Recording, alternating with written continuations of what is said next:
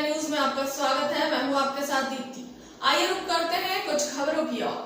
प्रधानमंत्री नरेंद्र मोदी और योगी ने कहा था किसानों को कोई नुकसान नहीं होने देंगे और गांव-गांव की समस्या दूर होगी। गांव के ग्रामीणों की उनकी हर समस्या का समाधान प्रथम चरण में ही होगा, लेकिन धरातल पर कुछ और ही दिख रहा है। यह सारे वादे खोखले नजर आ रहे हैं। जी हाँ, हम बात कर रहे हैं उत्तर प्रदेश बलिया जनपद के बसंतपुर व छोड़डह गांव के, जहां साथ साथ कई ऐसे गांव हैं जहां के ग्रामीण और किसान हर साल बारिश की वजह से होने वाले जल जमाव से पूरी तरह से पीड़ित और ग्रसित हैं। इस गांव में हर जल जमाव इस कदर होता है कि किसानों के लगाए गए फसलें अपना दम तोड़ देती हैं और किसानों को, ग्रामीणों को बहुत भारी नुकसान का सामना करना पड़ता है। गांव के लोगों ने अधिकारियों से अपनी समस्याओं की शिकायत कई बार पहुंचाई है, लेकिन किसी अधिकारी ने उनकी समस्या नहीं सुनी। तो कई गांव के ग्रामीण झेल रहे परेशानी, हो रहे नुकसान को देखते हुए मेन रोड पर अब कई घंटों तक अपनी मांगों को लेकर चक्का जाम कर दिया। दूर दूर तक गाड़ियों की लंबी कतारें लग रही हैं।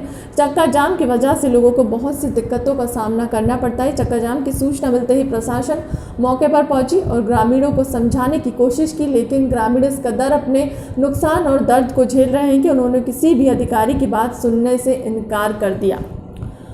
2 घंटे बीत जाने के बाद मौके पर पहुंचा नवागत एसडीएम संजय यादव ने किसी तरह से ग्रामीणों को समझा, लिखित रूप में सारी मांग पूरी और समस्या का समाधान करने की बात कही। वो सारे ग्रामीणों को एसडीएम संजय यादव की बातों पर विश्वास हुआ और चक्का जाम को ग्रामीणों ने हटा दिया।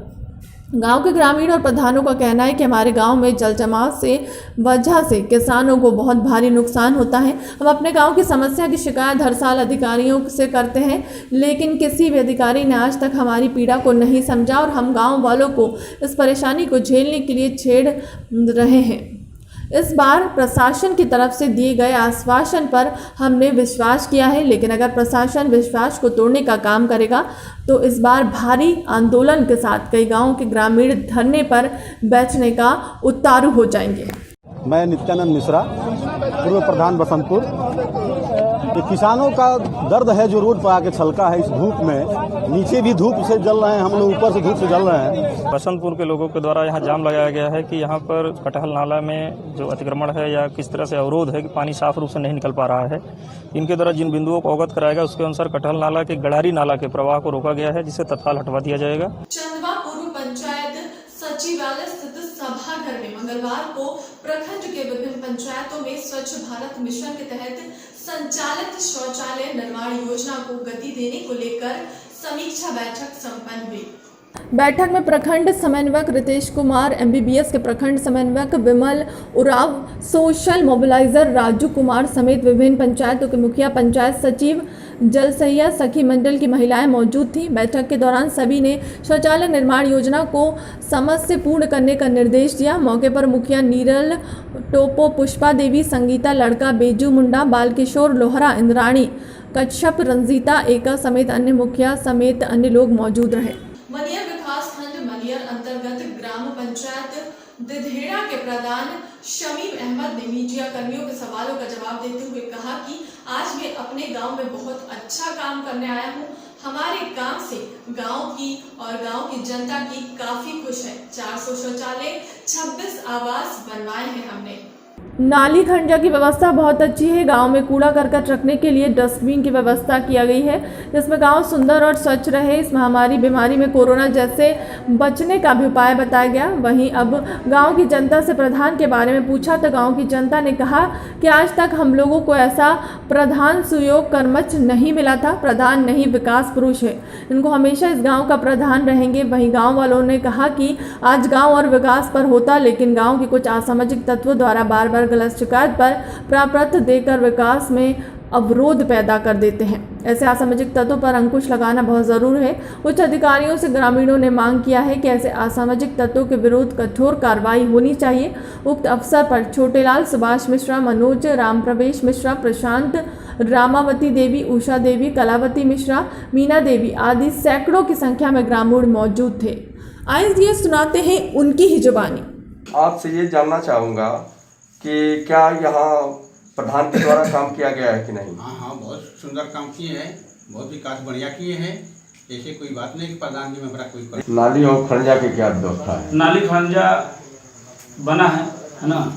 हाँ, ये कह रहे हैं कि शौचालय में और आवास में लोगों से आप पैसा भी लिए हैं क्या? ना ऐसा कोई बात नहीं है। अब जनता से पूछ सकते हैं कि शौचालय में पैसा चाहे आवास में पूछ लीजिए, वो बताएंगे कि पैसा प्रधान लिए कि नहीं लिए हैं। अच्छा, दूसरा आरोप ये पिपरी के मुरलीगढ़ी अलीशा की मौत का मामला सामने आया है। रहस्य अब खुलने लगा है और यह मामला रफ्तार पकड़ता जा रहा है। अलीशा की मृत्यु बीमारी से हुई है या आत्महत्या है, हत्या या कुछ और? अलीशा की मृत्यु पर परिवार वाले झूठ बोलकर क्या छुपाना चाह रहे हैं? परिवार द्वारा अलीशा की मृत्यु का कारण बीमारी बताया गया है, जबकि पूरे नगर में फांसी लगाए जाने की सूचना आग की तरह फैली हुई है। प्रशासन को सूचना होने के बाद भी जांच किए बिना अंतिम संस्कार के लिए स्वीकृति कैसे दे दी गई? परिवार के नाना अख्तर अली द्वारा बताया गया कि अलीशा की मृत्यु बीमारी से हुई है। क्या अलीशा की मौत कोरोना से हुई थी? अलीशा का इलाज किस अस्पताल व किस डॉक्टर से चल रहा था? मृत्यु उपरांत डॉक्टर द्वारा पुष्टि की गई कहा है, जबकि उसकी सहपाठियों ने बताया कि वह बिल्कुल स्वस्थ व हंसमुख स्वभाव की लड़की थी। अलीशा मृत्यु के एक दिन पहले भी पिपरी चौराहे पर स्वास्थ्य देखे जाने की बात सामने आ रही है। इस संदिग्ध मामले में आसपास के पड़ोसियों से जानकारी ली गई तो पता चला कि अलीशा ने फांसी लगाई थी, जिसको आसपास के लोग मिलकर बॉडी को उतारा व मामले को मिलीभगत से बीमारी का बहाना देकर रफा दफा कर दिया गया। बॉडी को दफना दिया गया। अलीशा की सहपाठी से बात करने पर पता चला कि अलीशा हंसमुख स्वभाव की लड़की थी और सबसे प्यार से बात करती थी। 7 अगस्त के दिन जब अलीशा की सहपाठी से जानकारी ली गई तो पता चला कि अलीशा पिछले 15 दिनों से अपने नाना अख्तर अली के घर पर थी, जो कि 7 अगस्त 2020 को दोपहर के 1 बजे अपने घर आई व उसी दिन 3 या 3:30 बजे तक उसकी मृत्यु हो जाती है, जिसकी जानकारी आसपास के लोगों को होती है। जब लोग वहां पहुंचते हैं तो दिखाई देता है कि अलीशा दुपट्टे से फांसी लगाई हुई है। अलीशा की बॉडी को लोग उतारते हैं व परिवार वाले मिलीभगत से बीमारी का बहाना बताकर लोगों को गुमराह करते हैं और पुलिस प्रशासन भी मौन साधे हुए है। आनन फानन में अलीशा का अंतिम संस्कार भी किया गया। पिपरी सीओ मिश्रा ने इस मामले में आज जानकारी ली है, जिसमें सीओ ने बताया कि परिवारजनों द्वारा बताया जाता है कि लड़की 3-4 दिन से बीमार चल रही थी और जिससे उसकी मृत्यु हो गई है, जबकि और कुछ लोगों का कहना है कि उसकी संदिग्ध परिस्थितियों में मृत्यु हुई है। कुछ सुसाइड की बात कर रहे हैं। इन सभी बिंदुओं पर सूचना प्राप्त हुई है, परिवार द्वारा सूचना नहीं दी गई।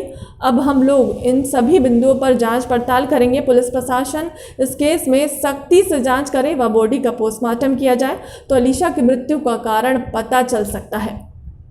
या भी हो सकता है या आत्महत्या ना होकर अलीशा की हत्या हो, जिसको आत्महत्या का रूप दिया गया हो, वह सभी को बीमार बताकर केस रफा दफा कर दिया गया हो। देखिए, थाना पिपरी अंतर्गत जो है कस्बा पिपरी में मुरलीगढ़ी कॉलोनी में जो है एक लड़की की मृत्यु हो गई थी, जो है जिसमें जो है उसके परिजन द्वारा बताया जा रहा है कि उसको बुखार हो रहा था 3-4 दिन से, जिस कारण उसकी मृत्यु हो गई है। जबकि और कुछ लोगों का कहना है कि उसकी जो है उसके द्वारा उसकी संदिग्ध परिस्थिति में मृत्यु हुई है। कुछ लोग सुसाइड की बात कर रहे हैं। जो है इन सभी बिंदुओं पर जो है हम लोग को सूचना प्राप्त हुई है, जो है इनके परिजनों द्वारा पुलिस सूचना नहीं दी गई थी। अब हम लोग सभी बिंदुओं पर जांच पड़ताल कर रहे हैं। अभी तक कुछ इन्वेस्टिगेशन में बाहर आ नहीं पाया। जिले के अंतर्गत ग्राम जलालपुर के पास हाईवे पर हुआ दर्दनाक हादसा। देवरिया डिपो को बस से, जो कि देवरिया वाया लखनऊ दिल्ली जा रही थी, अचानक अनियंत्रित होकर पलट गई। हाईवे से 24 पार जा रहे थे। लकड़ी से लदे हुए ट्रैक्टर में पीछे से जा भिड़ी। हादसे में चालक नीरज दुबे को अस्पताल ले जाते समय उसकी मृत्यु हो गई। परिचालक घायल अवस्था में हाईवे की टीम में कार्यरत था। हाईवे पेट्रोलिंग अधिकारी अमन बाजपाई ने मौके पर पहुंचकर स्थिति को संभाला और घायल को अस्पताल भिजवाकर हाईवे चालू करवाया।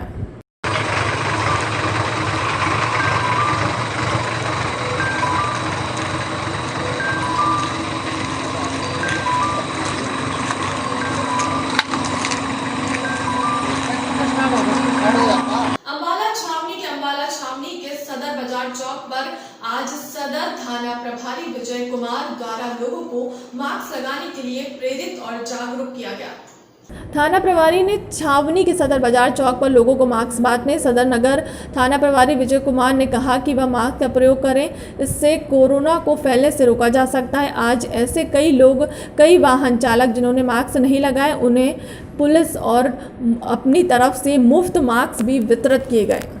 हरियाणा सरकार की तरफ से, हरियाणा पुलिस की तरफ से कि अभियान है,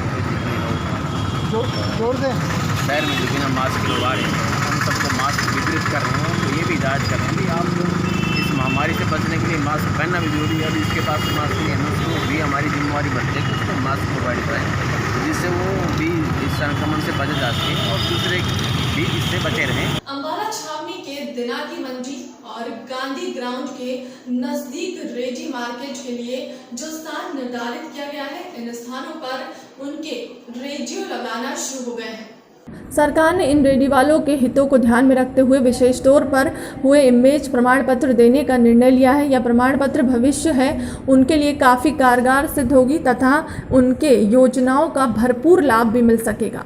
वहीं नगर परिषद के कार्यकारी अधिकारी विनोद मेहरा ने बताया कि हाल ही में अनेक रेडियो चिन्हित की गई थी तथा उन्हें इस मंडी में स्थानांतरित किया गया, जिसके बाद पर यहाँ प्रशासन द्वारा अनेक सुविधाएं भी उपलब्ध करवाई जा रही हैं। अब इन्हें पहचान पत्र व प्रमाण पत्र आदि देने का निर्णय भी लिया गया है। की तरफ से एक स्ट्रीट वेंडिंग पॉलिसी निकाली गई थी, जिसके तहत हमने स्ट्रीट वेंडर आइडेंटिफाई करने थे और उनको एक प्रिस्क्राइब जगह पर डिपुट करना था। तो मंत्री महोदय के पहले ही आदेशों का पालन करते हुए हमने दिनाकी मंडी और गांधी मार्केट में हमने कुछ रेडी फड़ी मार्केट को अलॉट कर दिए गए हैं। अब उन्हें रेडी फड़ी मार्केट को इस पॉलिसी के अंदर लेते हुए उनको एक सर्टिफिकेट जारी किया जा रहा है कि वो इस सर्टिफिकेट के जरिए उस स्थान पर ही वे लोग रेडी लगाएं। उनके इस दौरान पॉलिसी के दौरान हमने उनको एक आइडेंटिटी कार्ड भी इशू किया जा रहा है। अम्बाला छावनी में आज सुबह से हो रही बरसात के कारण अनेक स्थान पर पानी भर गया है। नजर आए इस दौरान एसडीएम कार्यालय की ओर जाने वाले रास्ते भी पूरी तरह से पानी से भरे हुए थे। तहसील में आए लोगों को गंदे पानी से निकालकर अपना काम करवाना पड़ा। वहीं एसडीएम सुभाष सिहाग की माने तो उनका कहना है कि नई बिल्डिंग का काम अभी जोरों पर है तथा यह क्षेत्र नीचा होने के कारण यहाँ पर पानी का भराव हो जाता है। उन्होंने बताया कि लोगों की समस्या को देखते हुए यहाँ पर पानी निकालने की मशीनें लगाई गई हैं तथा पानी निकलवाने का कार्य किया जा रहा है। ये लो लाइंग एरिया है, इसमें पानी इकट्ठा कहीं निकासी नहीं है, तो इसमें पानी उठा के डाल रहे हैं अभी। और बाकी जो आगे के लिए है तो आगे से बिल्डिंग बन रही है और वहाँ भी मोटर लगा रखी है। अभी घंटे 2 घंटे में पानी निकल जाएगा। तो ज़्यादा तेज़ बारिश थी, इस वजह से पानी आगे रुक गया। घंटे 2 राज डिपो दिल्ली जा रही थी, डिपो बस का अचानक से टायर फट गया। बस में बैठे 4 यात्री घायल हो गए। ड्राइवर की लापरवाही के चलते आए दिन उत्तर प्रदेश रोडवेज में हादसे हो रहे हैं। यूपी सरकार बिल्कुल भी रोडवेज की तरफ ध्यान नहीं दे रही है। शासन प्रशासन से गुजारिश करूंगा कि रोडवेज उत्तर प्रदेश परिवहन पर ध्यान दिया जाए। आए दिन ऐसे हादसे होंगे तो क्या होगा। जनपद बलिया के मुख्य राजस्व अधिकारी द्वारा थाना देहात कोतवाली मिर्जापुर को एफआईआर दर्ज कराने में हिला हवाली देते हुए उन पर आरोप लगाया गया। उत्तर प्रदेश जनपद बलिया में मोहम्मद आयुक्त आजमगढ़ मंडल आजमगढ़ को जनपद बलिया के अपर जिला अधिकारी के पद पर कार्यरत मुख्य राजस्व अधिकारी के पद पर किया है, जिनका नाम परिवर्तनशील बरनवाल है। इनके द्वारा थाना देहात कोतवाली में प्राथमिक दर्ज कराने हेतु प्रार्थना पत्र दिया है, जिसमें जिक्र किया गया कि जनपद मिर्ज़ापुर में अपने प्लाट पर अवैध ढंग से बाउंड्री वॉल तोड़कर जल निगम की बड़ी बड़ी पाइप पर और पूरा डलवा कर भूमाफिया मुझे निर्माण में बाधा उत्पन्न करते हैं, जिसके लिए मेरे द्वारा एफआईआर दर्ज करते हैं। दिनांक 10/6/2020 को थाना अध्यक्ष देहात कोतवाली को दिया, किंतु उनके द्वारा एफआईआर की प्रतिलिपि मुझे आज तक नहीं दी गई। इसकी सूचना मेरे द्वारा एफआईआर दर्ज करने हेतु दिनांक 10/6/2020 को थाना अध्यक्ष देहात कोतवाली को पत्र दिया गया, महानिदेशक उत्तर प्रदेश लखनऊ को भेजी गई है। आज जब प्रदेश के आईएएस पीएसएस अधिकारी भूमाफियाओं की चपेट में हैं, तो फिर आम जनता का क्या हाल होगा। आज अपनी फरियादी लेकर सीआरओ बलिया इधर से उधर दौड़ रहा है। क्या यही शासन है? क्या इसी दिन को लेकर माननीय प्रधानमंत्री को जनता ने चुना है? जनता ने तो इस बात से चुना है कि सबका साथ सबका विकास होगा। हमें जनता को बहुत ही खास माननीय प्रधानमंत्री से जगी थी न्याय की उम्मीद, लेकिन आज तक सहारा का सहारा वादा हवा हवाई में गुम हो गया है। आइए इनका वीडियो रिकॉर्डिंग सुनाते हैं। फिलहाल के लिए अब तक की खबरों में इतना ही। देश दुनिया की तमाम बड़ी खबरों के लिए बने रहे पीएम न्यूज के साथ। नमस्कार।